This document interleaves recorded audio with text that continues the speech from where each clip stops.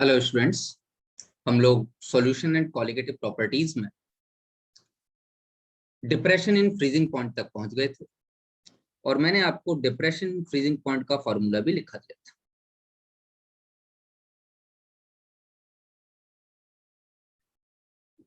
Depression in freezing point, हिमांक में अपना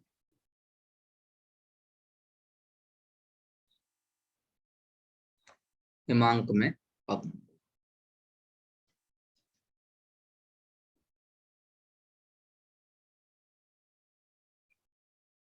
जिसके लिए हमने फॉर्मूला पढ़ा था डेल्टा टी एफ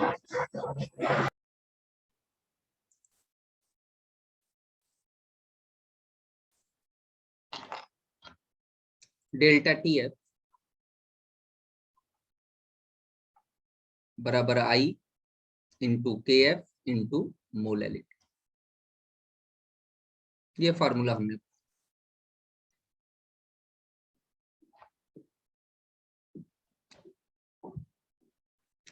हर एक सॉल्वेंट के लिए के एफ की वैल्यू अलग अलग है जो आपको दी जाएगी क्वेश्चन,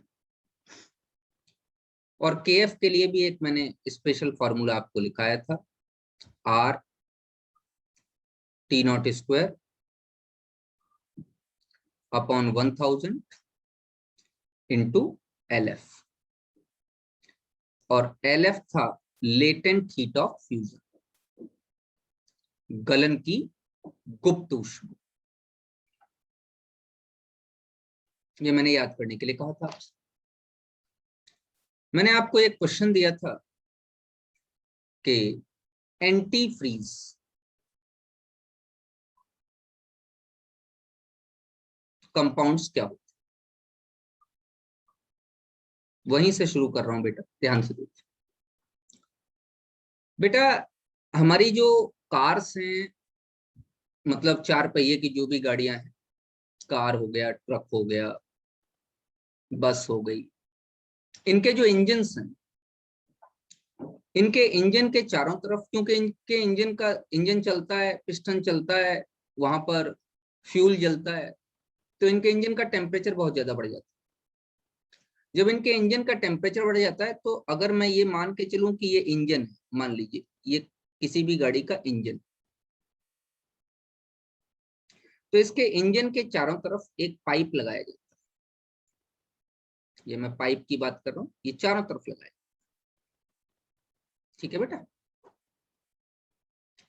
इसके पीछे एक पंखा भी होता है, लेकिन अभी हम कोई मैकेनिकल बात नहीं कर रहे, सिर्फ एक केमिस्ट्री की बात करना चाहते हैं। तो इसके चारों तरफ एक पाइप लगाया जाता है, उस पाइप में पहले वाटर भरा जाता था, जिससे कि वो वाटर इस इंजन को ठंडा रखे।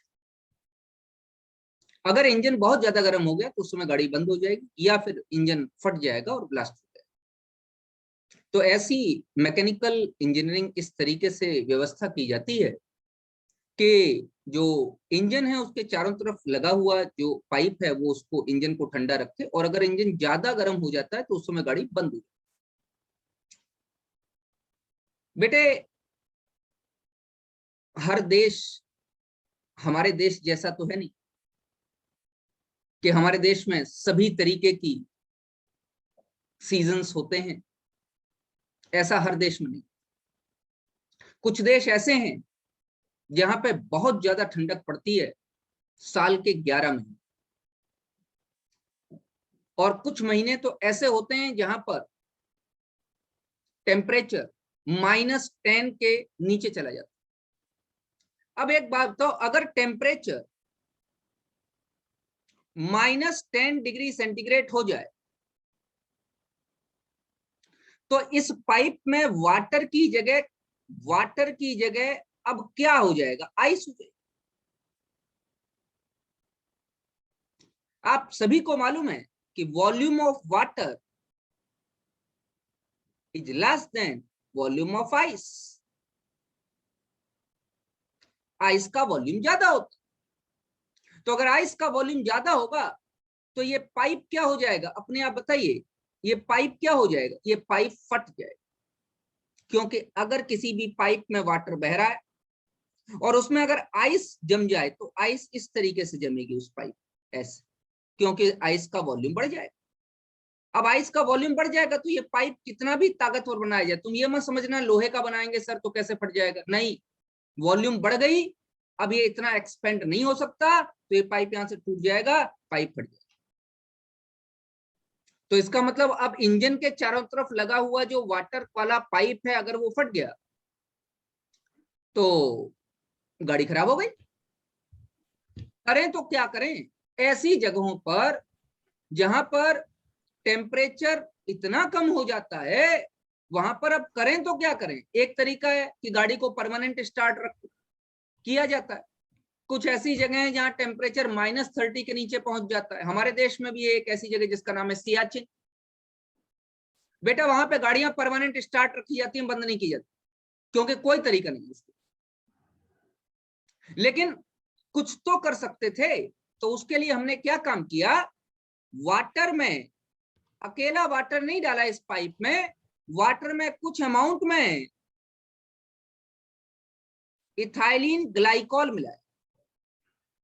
मैं फॉर्मूला लिखा देता हूं, CH2OH सिंगल बॉन्ड CH2OH। इस मिक्सचर को गाड़ियों के रेडिएटर, ये जो पाइप है इस पाइप का नाम है रेडिएटर,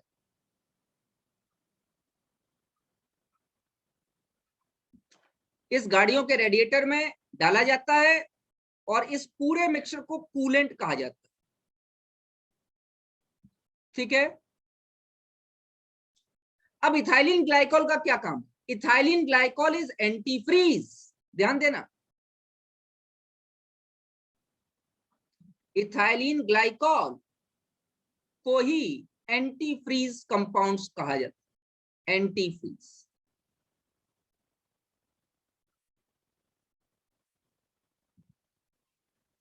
हिंदी में प्रतिहिम कहा जाता है, क्योंकि इथाइलिन ग्लाइकॉल डालने के बाद वाटर का फ्रीजिंग पॉइंट डिक्रीज हो जाता है, वाटर का फ्रीजिंग पॉइंट डिक्रीज हो जाएगा और माइनस में टेम्परेचर आते ही वाटर जम जाए, वाटर आइस में कन्वर्ट हो जाए, ऐसा नहीं, थोड़ी देर तक हो भाई अलग अलग मिक्सचर्स हैं जो मिलाए जाएंगे, कितने परसेंट इथाइलिन ग्लाइकॉल मिलाने से किस देश में कहां पर किस सीजन में क्या काम बन जाएगा, वो सारे मिक्सचर अलग अलग, हर देश में कूलेंट का मिक्सचर अलग अलग आपको मिलेगा कि कितना मिलाना। तो ये क्या काम करते हैं, antifreeze compound, antifreeze compound जो होते हैं ये वाटर के फ्रीजिंग पॉइंट को डिक्रीज करते हैं। बेटे आप लोग टाइप किया करो ये वाई या एन, वाई मतलब आपको समझ में आ गया, एन मतलब आपको समझ में नहीं आया, नहीं तो ऐसे काम नहीं बने, नहीं तो मैं बोलना बंद कर दूंगा और सब बच्चे टाइप करेंगे। क्या आपको समझ में आ रहा है मैं क्या कह रहा हूँ, antifreeze, very good Priyanshi, Isha, Bhimraj, सबको समझ में आ रहा है, वेरी गुड। हाँ ऐसे आप लोग टाइप किया, समझ बात आ रही नहीं आ रही, नहीं आ रहा एन टाइप कर दो, मैं दोबारा बताऊंगा उस चीज को। इन ये सब चीजें इंपॉर्टेंट है, ये क्लास में पूछ, वो आपके एग्जाम में पूछी जाएंगी आपसे।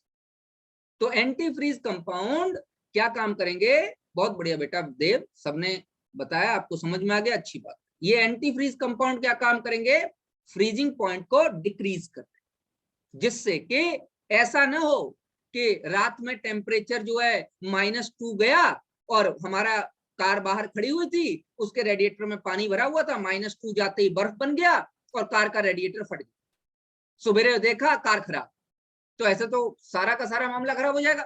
तो साइंटिस्ट ने क्या काम किया, ऐसे कंपाउंड्स डाले जो कंपाउंड्स वाटर के फ्रीजिंग पॉइंट को डिक्रीज कर देंगे, ऐसे कंपाउंड्स को एंटी फ्रीज कंपाउंड्स कहा जाता है, जिसका एक बहुत अच्छा एग्जांपल मैंने आपको बता दिया, इथाइलिन ग्लाइकॉल। दो एक चीजें और बताता हूं, वो भी सुनो बेटा। बहुत सारे ऐसे देश हैं, स्विट्जरलैंड जैसे देश, जहां पर मैंने अभी अभी आपको बताया कि टेम्परेचर हमेशा जो है माइनस में रहे। तो ऐसे देशों में होता क्या है कि सड़क पर बर्फ जम जाती, अब सड़क पर बर्फ जम गई, गाड़ियां खड़ी हैं, लोग जा रहे हैं अपनी अपनी कार से, रास्ते में बर्फ जमी हुई पड़ी है तो गाड़ियां रुक गई। अब क्या करें, सड़क से बर्फ हटाने के लिए क्या करें? हमारे पास कोई ऐसा चारा है जिससे सड़क से हम आसानी से बर्फ हटा, माइनस में टेम्परेचर गया, सड़क पे बर्फ जम गई। तो क्या काम करते हैं, ध्यान दीजिएगा, याद कर लीजिए, NaCl plus CaCl2 non volatile है, ये सब का जो मिक्सचर है वो सड़कों पे डाल देते। अब ये पानी में, बर्फ में घुल जाता है और फ्रीजिंग पॉइंट डिक्रीज कर देता है। फ्रीजिंग पॉइंट डिक्रीज करने से बर्फ आसानी से सड़कों से बाहर हो जाती है, हटा दी जाती है और फिर रास्ते खोल दिए। तो ऐसे मिक्सचर्स इस्तेमाल किए जाते हैं ऐसे देशों में जहां पर बर्फ बहुत ज्यादा मात्रा में पड़ती है। नेचुरल है, हम कुछ रोक तो सकते नहीं है, बर्फ पड़ रही है आप रोकोगे कैसे भाई, नेचुरल है, उसको रोका नहीं जा सकता। बस ये है कि बर्फ को वहां से हटाएं कैसे, तो उसको हटाने के लिए NaCl और CaCl2 के मिक्सचर का इस्तेमाल किया जाता है। ये भी एंटी फ्रीज की तरीके से ही काम करता है। और क्या काम करता है, वाटर के फ्रीजिंग पॉइंट को डिक्रीज कर देता है। सोचो बाहर का टेम्परेचर -5 है और अगर हम फ्रीजिंग पॉइंट वाटर का डिक्रीज करके जो है वो -5 से नीचे ले आए, -6, -7, -8, तो बर्फ अपने आप हट जाएगी, फिर हमको ज्यादा कुछ करने की आवश्यकता नहीं होगी। मेरी बात समझ में आ रही नहीं? लेकिन अगर हम ऐसा नहीं कर पाए तो फिर हमें मौसम का इंतजार करना पड़ेगा कि कब धूप निकले, तेज हो, धूप तेज निकले, टेम्परेचर बढ़े और बर्फ हटे। तो इतना इंतजार नहीं किया जा सकता, लोग मर जाएंगे। तो हम लोग क्या काम करते हैं, इन एंटी फ्रीज सब्सटेंसेस का प्रयोग करते। ये तो मैंने आपको सिग्निफिकेंस समझा दिया कि कॉलिगेटिव प्रॉपर्टी का क्या सिग्निफिकेंस। ठीक है भैया, आगे बढ़ते। चलो बेटा एक क्वेश्चन कर लेते हैं। ये एलिवेशन इन बॉइलिंग पॉइंट का सवाल है और इस सवाल को कर लेते हैं। पहली बात तो एलिवेशन इन बॉइलिंग पॉइंट, क्वथनांक का उन्नयन। चलो एक चीज और बता देता हूँ, चलो थोड़ा सा पीछे हो बेटा। इथाइलिन ग्लाइकॉल जब हमने मिलाया पानी में, तो क्या सिर्फ ये वाटर का फ्रीजिंग पॉइंट डिक्रीज करेगा, इतना ही काम है? नहीं, ये वाटर का बॉइलिंग पॉइंट इंक्रीज भी करेगा। नॉन वोलेटाइल सोल्यूट है भाई, तो क्या होगा, ये वाटर का फ्रीजिंग पॉइंट डिक्रीज करेगा और बॉइलिंग पॉइंट इंक्रीज करेगा। तो गर्मियों में अगर टेम्परेचर बहुत ज्यादा हो गया, तापमान बहुत ज्यादा हो गया, तो ऐसा नहीं होगा कि रेडिएटर में से पानी उड़ के निकल जाए, नहीं, पानी के साथ हम क्या मिला रहे हैं, इथाइलिन ग्लाइकॉल। तो क्या होगा, मैं ये एक एग्जांपल देना चाहता हूं कि हम वाटर का बॉइलिंग पॉइंट, प्योर वाटर का तो 100 होता है, इस मिक्सचर का बॉइलिंग पॉइंट हम 150 तक ले जा सकते हैं, 150 डिग्री सेंटीग्रेड तक ले जा सकते हैं। और इंजन का जो टेम्परेचर होता है वो करीबन 110, 120, 125 के आसपास होता है। तो अगर इसका बॉइलिंग पॉइंट 150 तक ले जा सकते हैं मिक्सचर का, तो हमारा इंजन हमेशा ठंडा रहेगा। इसलिए ध्यान देना, पुराने जमाने में गाड़ियों को कुछ दूर चलाने के बाद रोक दिया जाता था कि इंजन ठंडा हो जाए तब आगे चलाएं। क्यों? वाटर इस्तेमाल किया जाता था, वाटर उड़ जाता था, दोबारा पानी डाला जाता था गाड़ी। अब ऐसा नहीं है, अब आप चलाते चलाते गाड़ी थक जाओगे, गाड़ी नहीं थकने वाली। क्यों? हमने एक ऐसा मिक्सचर मिला रखा है जो बहुत हाई बॉइलिंग पॉइंट वाला है, बहुत हाई टेम्परेचर बॉइल होगा तो लगातार लो टेम्परेचर वाले को ठंडा करता रहेगा, उसकी हीट एब्जॉर्ब करता रहेगा, उसकी हीट एब्जॉर्ब करता रहेगा, वो ठंडा रहेगा। अगर बाहर का जो मिक्सचर है वो 150 डिग्री सेंटीग्रेड पर बॉइल हो रहा है और अंदर इंजन का टेम्परेचर 130 है, तो 150 वाला क्या होगा, हीट एब्जॉर्ब करेगा। थर्मोडायनेमिक्स क्या कहती है, हाई टेम्परेचर से लो टेम्परेचर की तरफ हमेशा क्या हो जाएगी, हीट पास आउट हो जाएगी। तो इंजन हमेशा ठंडा बना रहेगा और इंजन चलता रहेगा। तो यहां पर दोनों ही काम होते हैं। इथाइलिन ग्लाइकॉल का मिक्सचर एंटी फ्रीज का काम करता है, लेकिन वो बॉइलिंग पॉइंट में एलिवेशन भी करता है। चलिए आगे बढ़ते। तो ये एलिवेशन इन बॉइलिंग पॉइंट का क्वेश्चन है, इस क्वेश्चन को करके देखते हैं। पहले तो एलिवेशन इन बॉइलिंग पॉइंट का फॉर्मूला बताओ मुझे। डेल्टा टीबी बराबर आई इंटू के बी इंटू, ध्यान रखना मैं हर जगह आई का इस्तेमाल करूँ। अगर मुझे इलेक्ट्रोलाइट मिल गया तो आई की वैल्यू निकाल लूंगा, और अगर इलेक्ट्रोलाइट नहीं मिला तो आई की वैल्यू 1 रखूंगा। तो ऐसा हम कभी नहीं करेंगे कि आई की वैल्यू को हम लोग जो है हटा दें, नहीं, अन्यथा अगर आप गड़बड़ कर गए, भूल गए आई लगाना, तो क्वेश्चन गड़बड़ हो जाए। तो चलिए बातचीत करते हैं। डेल्टा टीबी कह रहा है 0.15 ग्राम ऑफ द सब्सटेंस, एक सब्सटेंस है जिसका 0.15 ग्राम है, तो इसका मतलब डब्लू दिया गया 0.15 gram, dissolve in 15 gram of solvent, solvent का वेट कैपिटल डब्लू बराबर दिया गया 15 gram capital W, boiled at a temperature higher by 0.216 degree centigrade, अपने बॉइलिंग पॉइंट से, अपने क्वथनांक से 0.216 डिग्री ज्यादा क्वथनांक पर उबल रहा है, मतलब there is a increase in boiling point. तो increase in boiling point delta TB कितना है 0.216। अब बेटा गलती मत कर देना, इसमें 273 जोड़ मत देना, ये इंक्रीज दिया गया, किसी का भी 1 डिग्री सेंटीग्रेड का इंक्रीज, 1 डिग्री केल्विन का इंक्रीज, इंक्रीज या डिक्रीज में कोई फर्क नहीं पड़ता, ध्यान रखिएगा, इसमें मत जोड़ देना, ये इंक्रीज दिया, तो डेल्टा टीबी दिया गया है 0.216। Then that of pure solvent, pure solvent से इतने डिग्री ज्यादा पर उबलता है, तो इतने डिग्री डेल्टा टीबी आ गया। कह रहा है what is the molar mass of the substance, उस सॉल्यूट का मोलर मास बताइए, मतलब इस m डैश की वैल्यू आपको निकालनी है। अब देखो बेटा यहाँ पे सब्सटेंस के बारे में कुछ भी जानकारी नहीं है, तो हम लोग यहाँ पे I की वैल्यू क्या मान के चलेंगे 1। अगर सब्सटेंस के बारे में कोई जानकारी नहीं है तो I की वैल्यू 1 मान के चले। चलो भैया बात करते हैं, फॉर्मूला बन जाएगा डेल्टा टीबी बराबर I into KB into molality, तो डेल्टा टीबी बराबर केबी इंटू मोलैलिटी, क्योंकि I की वैल्यू आ गई 1, डेल्टा टीबी कितना दिया गया 0.216, केबी कितना दिया गया बेटा, केबी दिया गया 2.16, तो केबी की वैल्यू लिख लेंगे 2.16 इंटू मोलैलिटी, मोलैलिटी क्या होती है स्मॉल डब्ल्यू, स्मॉल डब्ल्यू क्या होता है वेट ऑफ सॉल्यूट, सॉल्यूट का वेट है 0.15 upon m dash molecular mass of solute into solvent का मास, सॉल्वेंट का मास है 15 ग्राम, ग्राम में दिया गया है तो ऊपर क्या काम करो 1000 ले जाइए, किलोग्राम में चेंज करना पड़ेगा। कैन यू कैलकुलेट इट, बोलो भैया, आसानी से कैलकुलेट हो जाएगा मेरे हिसाब से। Yes sir.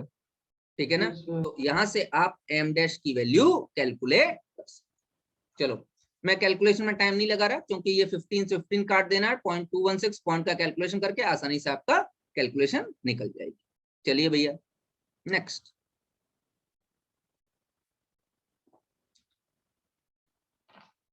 एक क्वेश्चन है दूसरा, वो भी देखिए।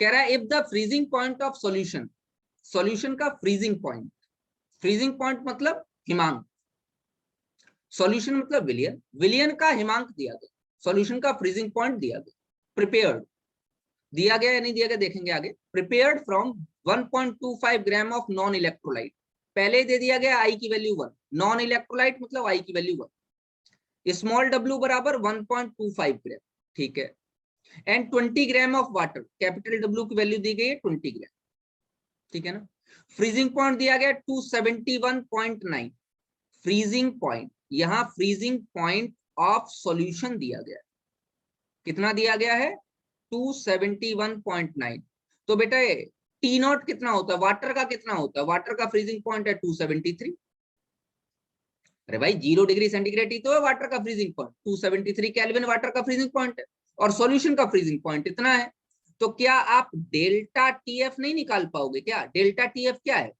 सॉल्यूशन का freezing point, sorry pure solvent का फ्रीजिंग पॉइंट माइनस सॉल्यूशन का फ्रीजिंग पॉइंट 271.9, बेटा माइनस कर लो 273.0 और ये आ जाएगा 271.9, तो माइनस कीजिए, बोलो भैया कितना आ रहा है 10, बोलो 1.1, 1.1 आ गया या नहीं आ गया, डेल्टा टीएफ की वैल्यू आ गई 1.1।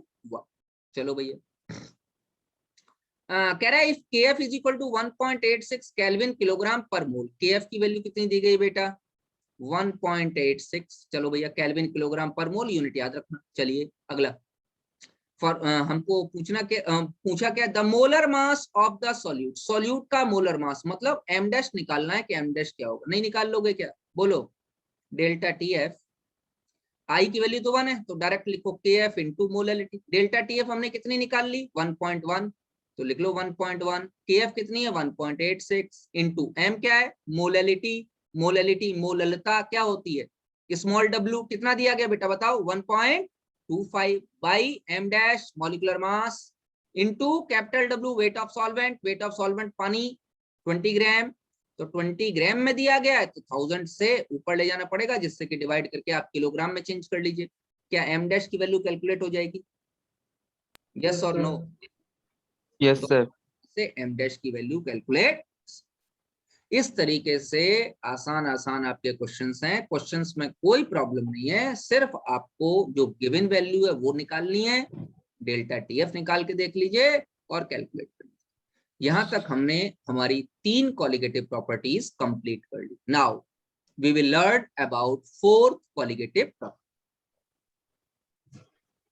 चलिए भैया 4th कॉलिगेटिव प्रॉपर्टी की बात। जो बेटा चौथी कॉलिगेटिव प्रॉपर्टी है हमारे पास, वो चौथी कॉलिगेटिव प्रॉपर्टी है osmotic pressure. 4th and last, and it is osmotic pressure. Osmotic pressure को हिंदी में कहते हैं परासरण दाब।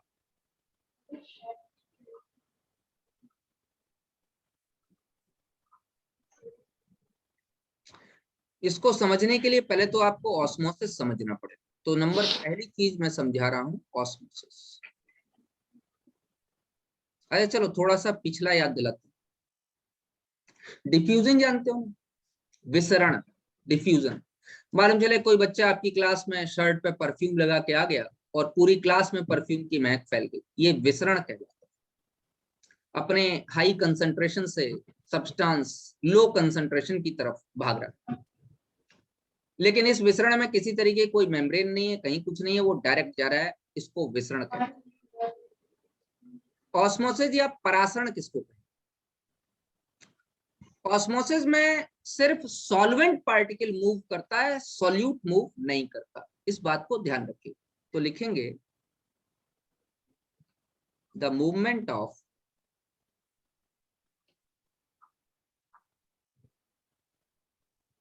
solvent particles from low concentrated solution to high concentrated solution is known as osmosis। जिन भी बच्चों के माइक्रोफोन ऑन है वो तुरंत बंद करें तत्काल। लिखा है the movement of solvent particle. Sorry, एक मिनट, एक बेटा माइक्रोफोन बंद रखा करो।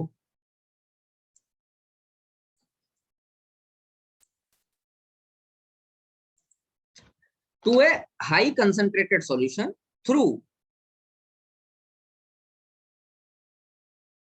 Semi permeable membrane. Semi permeable membrane, SPM कहते हैं बेटा, इज नोन एज ऑस्मोसिस।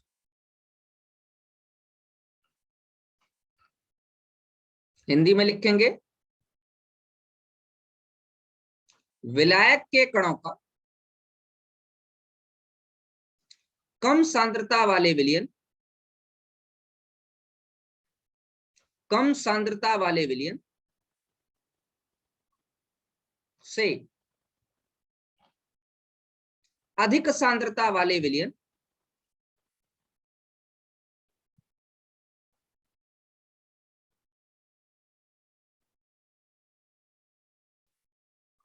की तरफ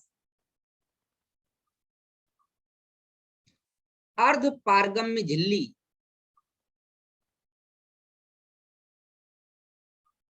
अर्ध पारगम्य झिल्ली द्वारा गमन ही परासरण कहलाता है।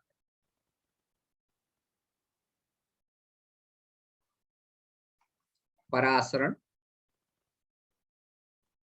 कहलाता। ध्यान से देखिए कि मान लीजिए ये मैंने एक कंटेनर ले लिया,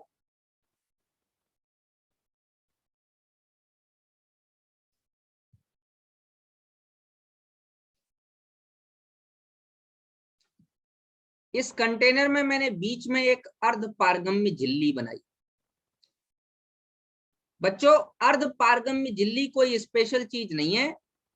अर्ध पारगम्य झिल्ली वो झिल्ली है जो सिर्फ विलायक के कणों को आर पार जाने देगी, विलेय के कणों को आर पार नहीं जाने। Semi permeable membrane is the membrane which will allow only solvent particles to move here from there। एक जगह से दूसरी जगह सिर्फ सॉल्वेंट पार्टिकल को जाने देगी, सॉल्यूट पार्टिकल को नहीं जाने देगी। उसको कहते हैं सेमी परमेबल मेम्ब्रेन। तो मैंने ऊपर लिखा भी है कि मूवमेंट ऑफ सॉल्वेंट पार्टिकल, सिर्फ सॉल्वेंट पार्टिकल मूव कर पाएंगे, सॉल्यूट पार्टिकल मूव नहीं कर पाएंगे। चलो भैया बात करते हैं आगे क्या होगा, देखिए जरा ध्यान से। मान लेता हूं कि यहां पर मैंने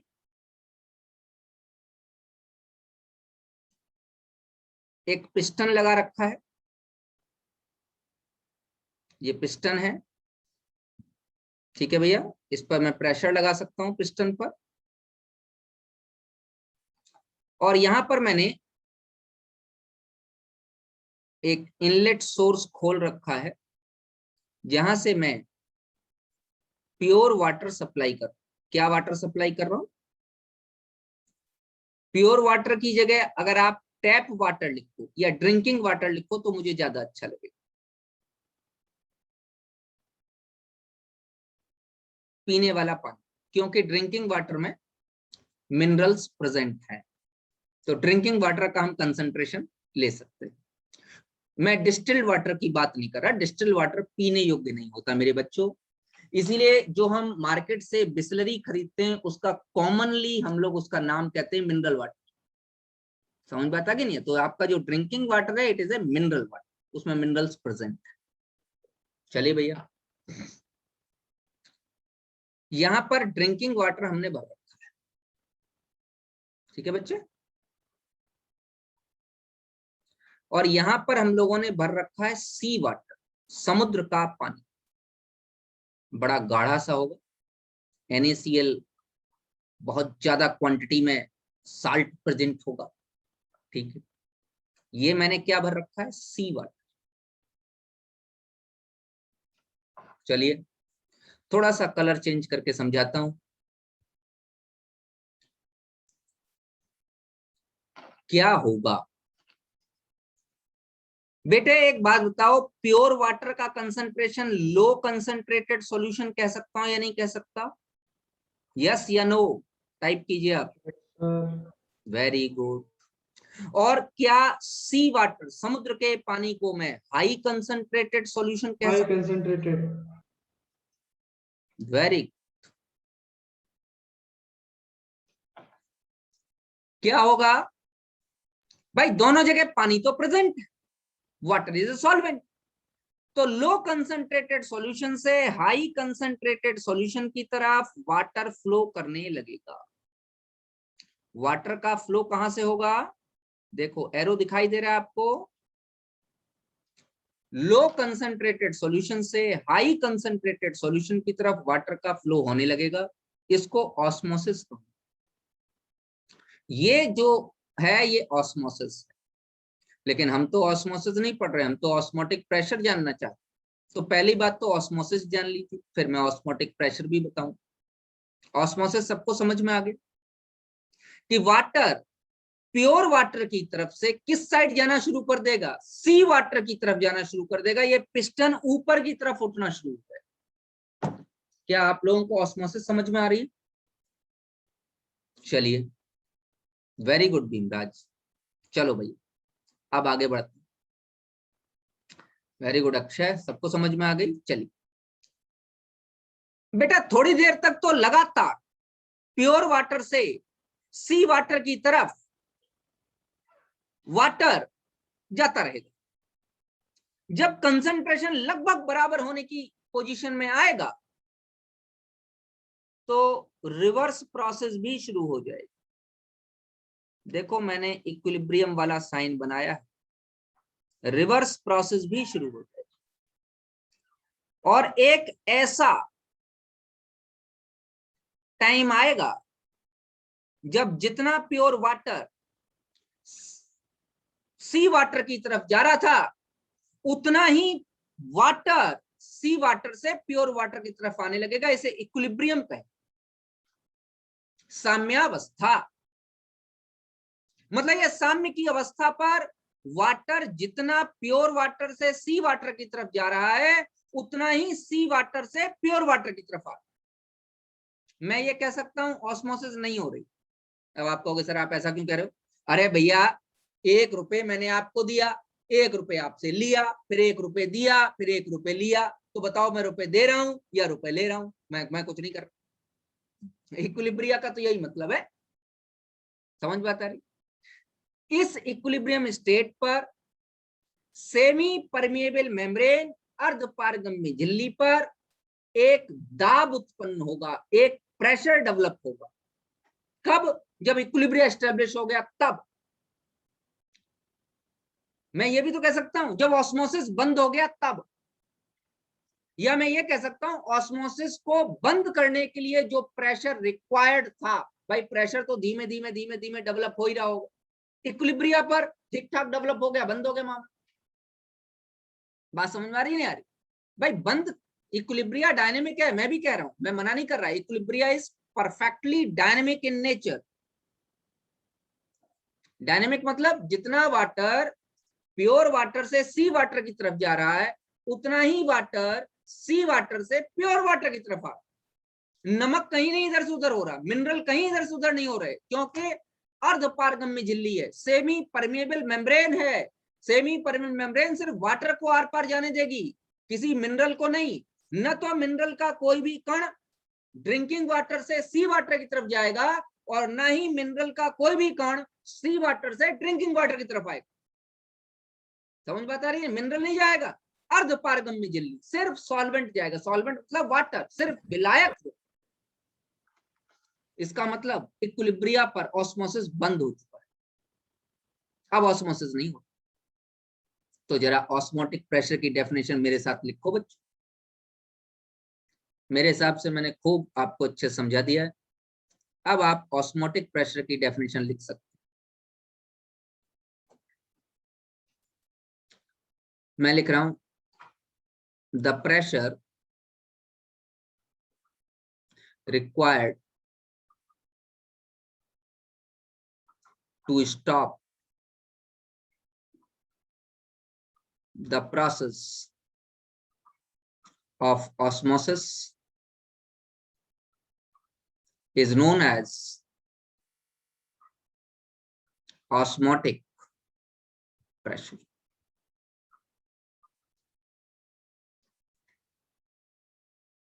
परासरण की क्रिया को रोकने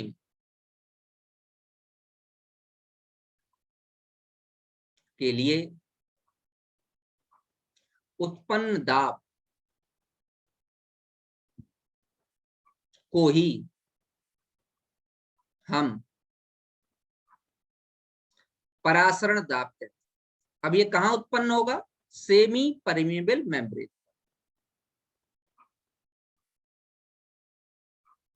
ये दाब कहां उत्पन्न होगा बेटा? Semi permeable membrane.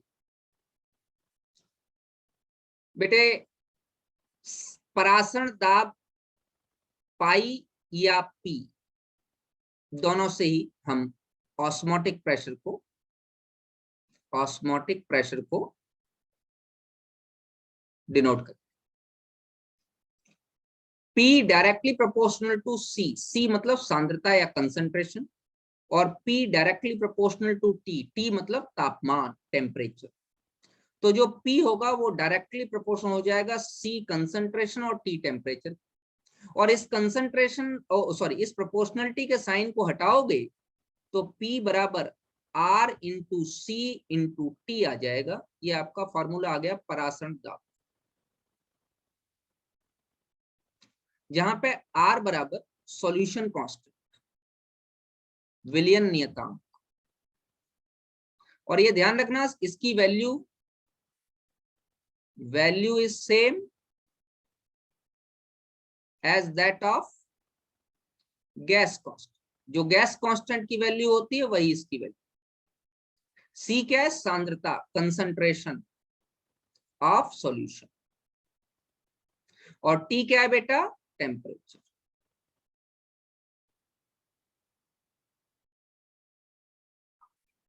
आज की ये मीटिंग खत्म होने वाली है, मैं अपना लेक्चर यहीं पर रोक रहा हूं।